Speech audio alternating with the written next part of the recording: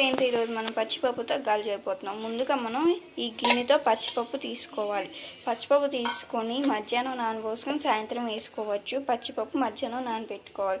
ముందుగా మనం జాలో వేసుకొని మిక్సీ పట్టేసుకోవాలి. దీన్ని మొత్తం ఇలా మిక్సీ పట్టుకున్న తర్వాత ఇలా కొన్ని అల్లం వేసుకోవాలి. చిన్న చిన్న ముక్కలుగా చేసుకుని అల్లం వేసుకున్న తర్వాత మనం 3 పచ్చిమిరపకాయలు, పెద్దవి అయితే 3 తీసుకోండి, చిన్నవి అయితే ఒక 4 తీసుకోండి.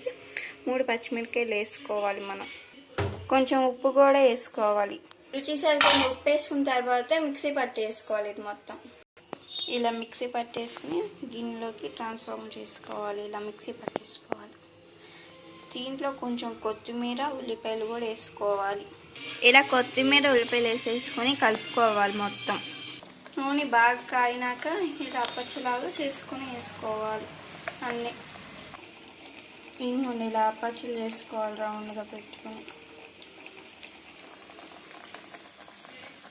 ఇలా మొత్తాన్ని వేసేసుకోవాలి. గోల్డెన్ బ్రౌన్ కలర్ వచ్చేదాకా వేయించుకోవాలి. ఇలా వేయించుకోవాలి. మొత్తాన్ని ఇలానే వేయించేసుకోవాలి. గోల్డెన్ బ్రౌన్ కలర్ వచ్చేదాకా. ఇగోండి ఇంకోసారి చూపిస్తున్నాను. ఇలా రౌండ్గా చుట్టుకొని అలా అప్పచ్చలాగా చేసుకొని దీంట్లో వేసేసుకోవాలి. మొత్తాన్ని చేసుకోవాలి. ఇదని సింపుల్గా పచ్చిపప్పు గాలి రెడీ అయిపోయింది. ఇది రైస్లో పెట్టుకుని తింటే చాలా బాగుంటుందండి.